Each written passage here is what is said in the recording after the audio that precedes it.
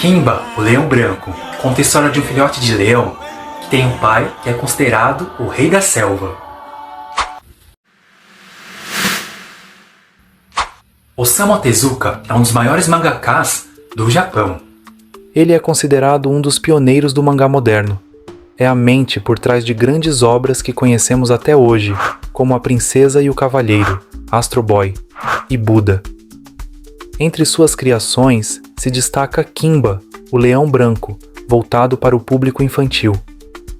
O mangá foi publicado em 1950. A obra foi tão vendida e comentada que um anime baseado em sua trama foi produzido poucos anos depois.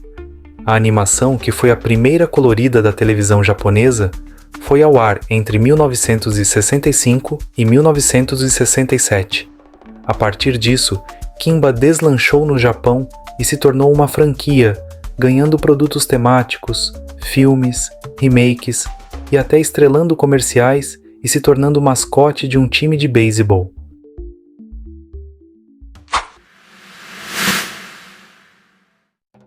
Kimba conta a história de um filhote de leão cujo pai é considerado como o rei da selva e acaba sendo assassinado por um grupo de caçadores.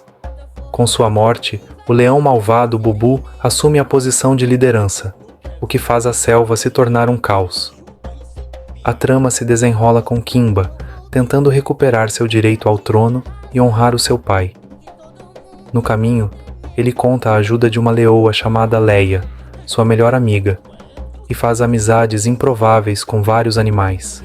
Já percebemos que Kimba e o Rei Leão já começam com as similaridades na história, como um dos objetivos dos protagonistas é recuperar o trono de um leão malvado. Alguns pequenos detalhes também são praticamente idênticos, como a presença de um babuíno sábio, hienas famintas e pássaros que servem como alívio cômico. As semelhanças vão além da trama e alcançam até o enquadramento e posição de personagens em várias cenas, como Kimba no topo da Pedra do Rei e seu pai aparecendo nas nuvens.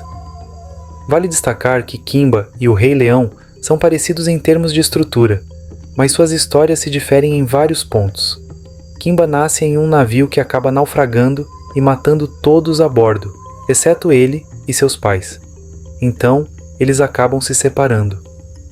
A mãe é capturada por caçadores, e quando o pai de Kimba tenta salvá-la, é assassinado pelos humanos. Enquanto isso, o pequeno leão nada até terra firme e encontra pessoas bondosas que cuidam dele. A partir daí, Kimba parte para a selva e se torna rei, tomando como principal objetivo ensinar os animais que eles podem viver pacificamente com os humanos. Já em O Rei Leão, a trama inteira é voltada para a redenção de Simba após a morte de seu pai, Mufasa, causada por seu tio malvado, Scar.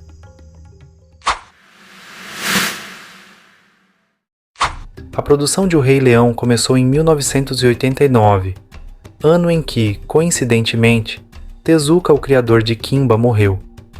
Assim que a animação foi lançada, 5 anos depois, os fãs do mangaka logo perceberam as semelhanças com Kimba e começaram a questionar. A Disney, desde o primeiro momento, negou as acusações e manteve a posição de que era uma produção 100% original sua. O estúdio apenas declarou que suas inspirações para a trama tinham sido Hamlet, de William Shakespeare, e Bambi. A equipe de Tezuka não se manifestaram e nem tentaram processar a Disney. Quando questionados sobre isso, os porta-vozes das empresas explicaram que um processo contra um estúdio tão grande poderia levá-los à falência, então eles apenas aceitariam a situação como elogio e deixariam por isso mesmo. Com a posição passiva das produtoras de Tezuka, mais de 400 animadores japoneses assinaram um abaixo-assinado para a Disney confessar a inspiração e dar os devidos créditos para o mangaka. A ação, no entanto, não resultou em nada. A situação permanece a mesma até hoje, o que deixa para os fãs da cultura pop discutirem se foi um plágio ou não. Vale ainda lembrar que Bambi foi citado como uma das referências para o Rei Leão, e coincidentemente também foi uma inspiração para Kimba, segundo o próprio Tezuka. Plágio ou não, A Disney e Tezuka influenciaram um ao outro e provavelmente, se a carreira de um deles fosse um pouquinho diferente, talvez nem teríamos algumas obras clássicas que conhecemos hoje. Isso nos faz pensar. Quem sabe, não existe um ciclo da vida por trás disso tudo, não é mesmo? Deixa nos comentários sua opinião. Se gostou, deixa o like.